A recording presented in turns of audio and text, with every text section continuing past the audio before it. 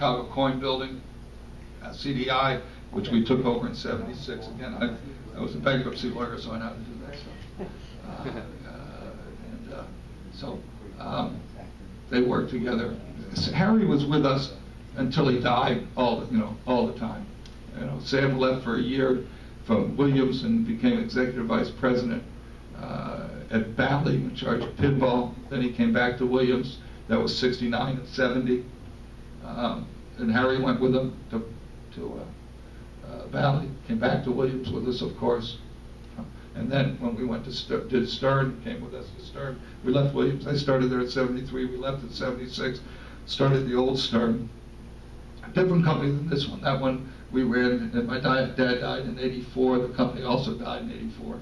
Unrelated, I'm happy to say. I'm not happy that he died. I'm happy to say it was unrelated. This company started in '86 as Data East Pinball. Business plan I put together. Same corporation. We sold it from Data East to its 20% shareholder, Sega, in '94, and then I bought it from Sega in '99. So it's Data East Pinball. Same corporation changed its name to Sega Pinball. Same corporation changed its name to Stern Pinball. And that's where we are today. 26 years ago it started. And I started it 65 years ago. Too late to do something else. Questions? Yes. I have several questions. My first question, my main question is the Transformers, the pin, the lower. Yeah. What's the sound package like? There's no video screen, no DMD. It's an alphanumeric display, and there's one speaker on it. Yeah, it is. Yeah. One of the reasons that we did an existing title is we had assets we'd already developed. Some of the artwork is similar, that type of thing. Cabinet's a little different shape, the decals are a little different, but we're able to piggyback on it. I'm not saying we would always do that because it does get a little confusing. I want what's that pin? The Transformers. Well, that gets confusing. Which Transformers? The pin. Well, but. The pin is something that's good for the consumer business to understand. It'll be a little confusing, go ahead, one more. I have one last question. This is kind of off, this is somewhat related. I'm a big fan of Tattoo Assassins. Do you still have the rights to that? And can you release that on an Xbox Live and PSN? I've got like 50 people that have been asking me that for 2 months now. You would make money. That isn't Stern Pinball. That would have been Stern Electronics. And actually, well, it was Data East. It was us. That's right. But actually, I think it's very confused. Bob Gale, who's worked with us in the movie. Those of you who might know, he's a movie writer. He wrote the Back to the Future,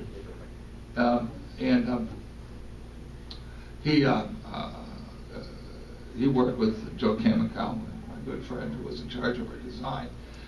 The rights went to Data East when Data East Pinball was sold to that's a good question. I'll find out. When Data East Pinball was sold to Sega, the rights for that stayed with Data East. Now, having said that, I don't know where. I think Data East is gone. So, yeah. So I don't.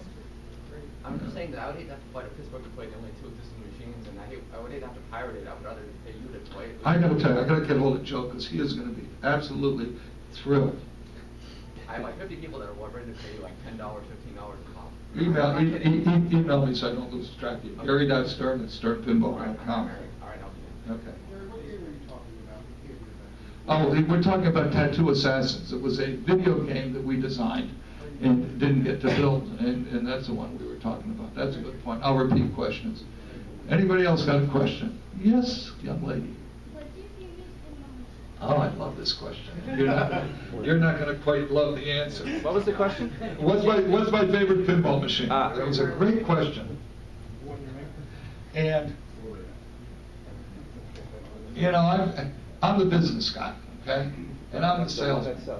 And so what I do is I leave my office, I go out, and I see what pinball machine is on our production line. And if I look out today, I'm going to see X-Men. That's my favorite machine. But in 3 or 4 weeks, or 5 weeks, or whatever it is, I got to figure the calendar out. I'm going to go out and I'm going to see Avengers. And you know, that's going to be my favorite machine. And next year, in March or April, my favorite machine is going to be, oh no, I'll say that. So, almost. Yes. All right, going back to the Transformers machine. Yes, the pin, the Transformers. Right. Yeah. What do you plan on doing as far as technical support? Okay. Problems do arise. Problems do arise, and we will be talking to, you know, it's just, we right now, in America, you know, 70% of our games go to homeowners, 30% to operators, and we have technical problems sometimes. I guess you guys would guess that. We have the best technical service department, Chaz and Pat. Dorothy does great with parts.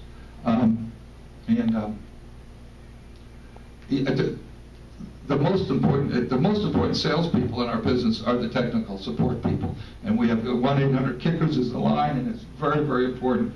You don't have that, you shouldn't make pinball machines. You know, you better have good technical support set up. They're much more complex than video games, so it's very important.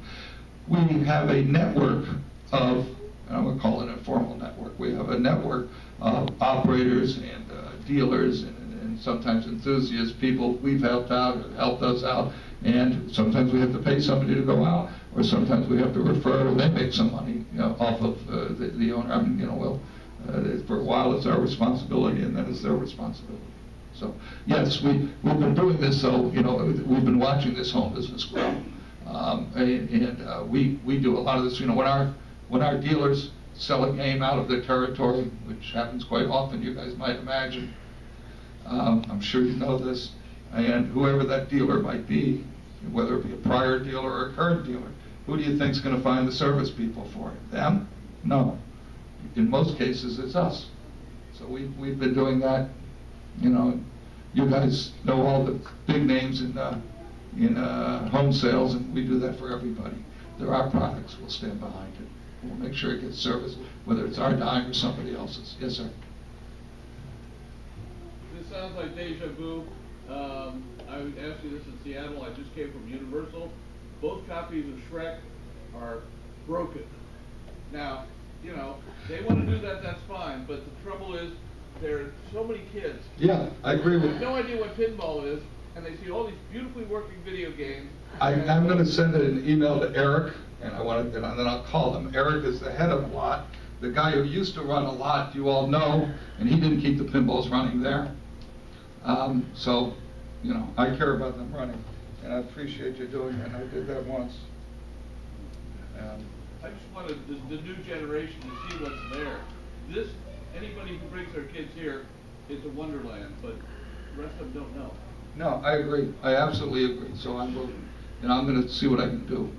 I got a couple people at a lot I can talk to about it. Elot and the old management is back, and maybe maybe they'll take care of it. Anybody over here? Let's take. Hi. You mentioned new architecture and the pin for the boards and, yeah, and the way that the lights work. When is that going to be applied to your newer games? We are going to, when it's ready. To the best answer. You know, if we change the electronics in our electronics is rock solid. Yeah. It really is.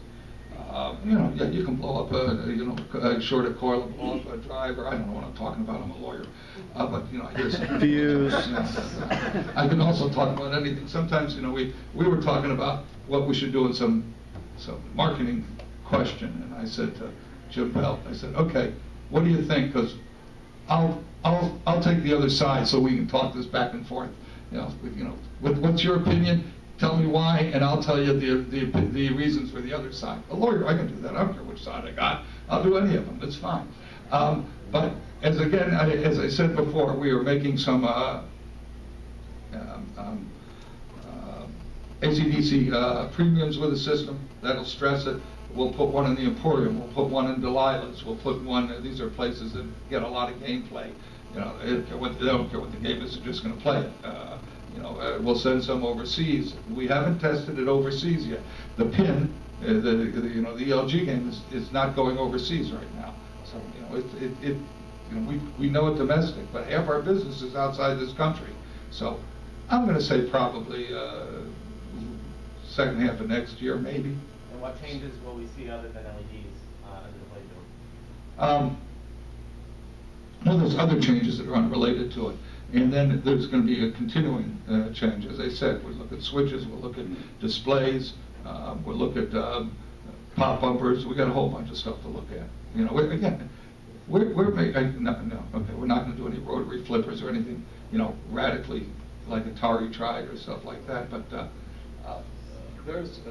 there's so much to look at slowly to look at, because we have to use what we have. We have to build games every day. We don't have the luxury. You know, we got a lot of mouths to feed, and these people depend on us. So we don't have the luxury of saying that, okay, we're going to sit back and design what we're doing, and then we'll start manufacturing, or not. You know, our first two games had one thing in common. It was Laser War and Torpedo Alley. And those were our first two Dave East games. And both games, they had one thing in common. Designed in Chicago by Chicago people, made in Chicago, where the Detroit of pinball, where all the parts come from, you know, and everything was right there, and all the people knowledgeable in pinball. Some of the Williams people were friends and came over and helped us undercover, shall we say, you know, helped build some of them, you know, and maybe they borrowed some parts from us from Williams, whatever it is. We had everything you could possibly have in Chicago. And those two games had one thing in common. They didn't work.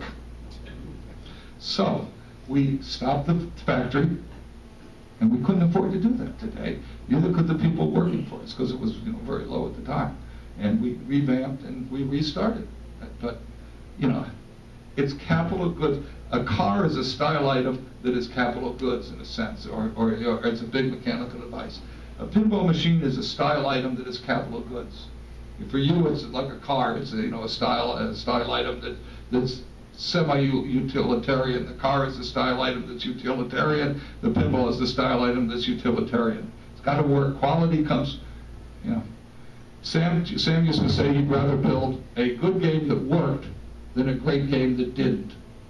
You know, you can put every bell and whistle on the game, and if it don't work, what was the point of it? If you can't build it, and you can't build it with quality, why build it? When you watch this video, and next time we shoot one of these, we're going to show more. There's all kinds of interim testing that goes on. There's fixtures that have been made over 26 years of how to put things together. We're manufacturers. I keep saying that. But you have to understand, this is a complex product. And if you're not a manufacturer, you know, if you're not treating it like you're a manufacturer, then, you know, well, the hardware system is the same. So you'll see it when I think it's ready. Okay. Yes, sir. Loudly, Tolman. How much competition do you have? A lot of competition. We have a lot of competition. We have redemption games, and we have, you know, one of the things we've added, and you'll see at the show here, is redemption for pinball, and that puts us in another part of the arcade. It puts us in arcades we wouldn't be in. It'll expose us to different people. We've taken our time to do this. It will put us in markets we weren't in before. Russia, we'll sell some games in Russia. We sell one or two, and they'd be home games. But we'll get, you know, the arcades or redemption. So we have competition from redemption games. We have competition from cable television, from internet, from home games, from movie rentals, from you know, all different entertainments. Yeah, the biggest competition we probably have, you know, Lyman says that when he used to go get his pizza in college, he'd play the games while he's waiting. Now the kids go and get their pizza, and what do? Again, I keep pulling this out of my pocket. That's the third or fourth time. They're playing the game here without any through-hole components. They're playing the game here on their phone. I was watching the Academy Awards last year, I think it was, and my daughters, unusual, were both with me in Vail, Colorado. And they're playing Words with Friends.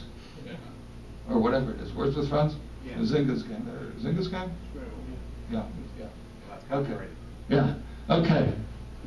So that's, you know, we have plenty of competition, but from all different entertainments. Yes, sir. Pinball specific? We manufacture pinball machines. We worry about our product. We are manufacturers. We make 5,000 games this year, plus the ELGs. We make 3 new models this year. We are a manufacturer that is manufacturing pinball machines. That sounds tacky. I don't mean it to be tacky. But right now, I have to sell my games, and I have to build them every day. And I have to deliver them every day. So I have to worry about my games and not about, I can't do anything about this, and it's real competition. I can't do anything about Low Nelly. I can't do anything about Jack's games. Except Greg's with us. Greg's doing a great job with us because he's a great old pinball. I got to worry about what we're doing, that we make the best possible product for all 3 legs of our stool that somebody is going to lay up at, and that we get something that operators, and we change the design philosophy to do more for the operator, and yet still for you guys. But, trick question, but the real answer is, I'm worried about this, and I'm worried about my games. Okay. Yes, sir. I support AC/DC Pro en route, and it's one of the it's the only good performing game in Jacksonville, Florida at Lad 230. It's made over $5,000 in about 6 months. It's played a lot, and it's held up. You sold it too cheap then. Well, the distributor. So I look forward to the new premium getting the new technology. Is the price going to rise up with that? Because new technology, or because I think it'll help hold up more. We have we look at each game and we look at our pricing formula, and I don't think it'll be shocked to you if I said that we don't make we don't make enough margin in the pros, so we have to do something about that. So we can do, depending on how much is in it. We have to look at you have to look at the bill of material. It's numbers. Once again, I'm an accountant by undergraduate education, by undergraduate degrees of PBA in accounting. You have to understand your business by understanding the numbers. If you don't know the numbers, if you can't read a balance sheet and create a business plan, you can't run a business. It's a business. We love pinball. Ayacoca, DeLorean, whoever, they love cars. Lutz loved cars. They ran businesses, and that's what we are. And if we don't run it as a business, you guys, ladies and gentlemen, won't have any games to buy. Yes, sir. Comment and question.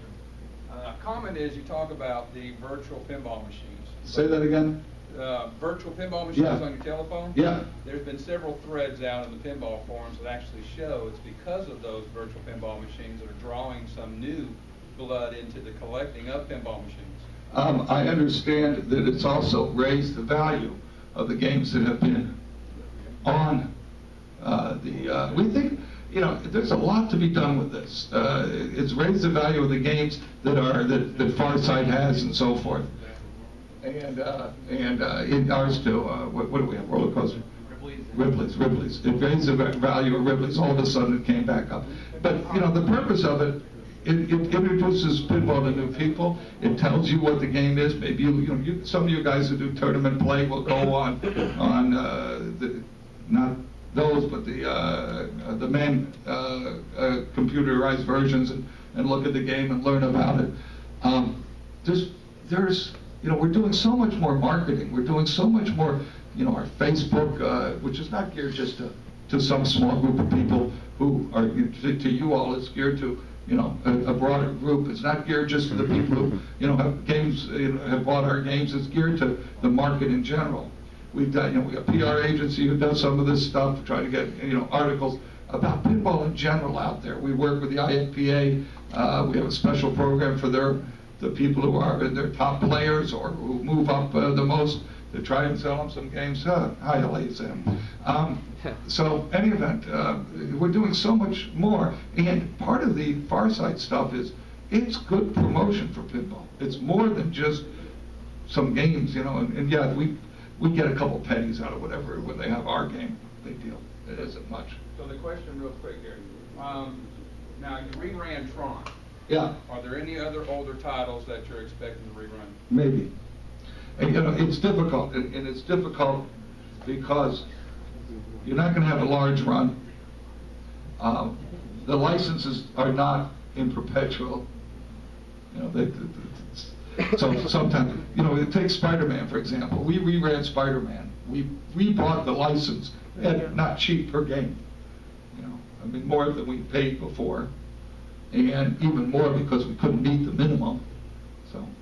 But now we say, can we make some more? Yes. And they say no. Oh, boo. And the reason they say no is Spider-Man's been rebooted. They don't want the look of the old Spider-Man, so they say, yeah, it's a reboot. So if you want a whole new license to make a whole new game, maybe we will one day, but to make that old game, you can't use that art, and we're not going to give you any cheap license. So, licensed games, pluses and minuses, I think it's almost all plus. And it's a plus because, for you guys maybe yes, maybe no, for the rich doctor lawyer who has no idea what he's buying, it is. But it's more important than that. It puts us in touch with creative people from another genre. Okay? Arnold did all the speech on both Terminators. Simpsons people did the artwork on Simpsons. Matt Groening's people. The Lord people told us which things were important to have on it. You had other creative people involved in it. But the other thing that's really important about it is when I call our customer in Italy and say, I've got Avengers, they say, okay, here's $300,000, send me a container. They trust my game, they trust my judgment. Otherwise, I mean, if I was a newcomer, they wouldn't do that. When I call them and I say, I got space flies from hell, they say, send me to our Testament in 8 weeks, I'll let you know. I can't run a factory like that. We have to have business all the time. Again, we're a manufacturing company, okay? We're not a design company. We design the best possible pinball machines that will ever exist with Steve and Lyman and George and John and Greg and Lonnie and whoever else I left out. They're great designers, designing games for a factory, and this gives them something to do. They, by the way, would love to do a non-licensed game. So. Yes, sir. I was just curious, you mentioned Italy, Russia before. Is there any export to the Far East? Okay. Is there any export to the Far East? I'm working on China. I don't know if it's good or bad, but they need a much simpler game. Now, again, our games, I sent a couple, I sold a couple, Lord and something else to China. They can't play that game. Not a chance. Not a chance. It's like me trying to play a high-tech slot machine, one of those slot machines with the game up top, and you got to figure out, not a chance, Give me, 3 reels, I mean, I can do, 9-liner or whatever they are, I can figure that out. But give me, without all that stuff up there. The same thing's true here. Now, where we have an area that has a history of pinball, we have a much better chance than where it doesn't. Where we have an area like the Middle East, where a redemption might go, we got a better chance. But where they have no history at all, it's a long, slow grind. The two things that get in your way are gambling, street gambling, and no history. Yes. Gary, I know you got a 3 o'clock plane, I think. No, it's 3:40. I'm 3:40. Okay, I just want to let you know. A little longer. We're okay for a little longer. Yes. So, quick question to follow up to what you're just saying. So, which of the European countries do you sell the most pinball? Okay. Like, where's it the most? Our two biggest are going to be Italy and France.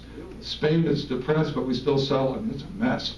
We sell some. Part of the problem with the pinball business is going to be the world economy. The Benelux is mostly collectors. The Dutch people have their own magazine, Spinner. Right. Germany? Ali does a nice job in Scandinavia, England, so forth. Yeah. We believe very much in territorial integrity. In other words, we have usually one company or related companies in one country. I see. And you have territorial, some Americans like to ship games there. The two problems with that is, which is why we make our games hard to operate out of this country. Mm-hmm. They don't meet the law requirements there. The U.S. games are not ROHS compliant. Mm-hmm. But also, in any business, again, we have a factory to run. We have to have an orderly marketplace. So we have one person in a country who can tell us what's going on, can make a market, is not afraid to give us $300,000 at a crack for a container of games.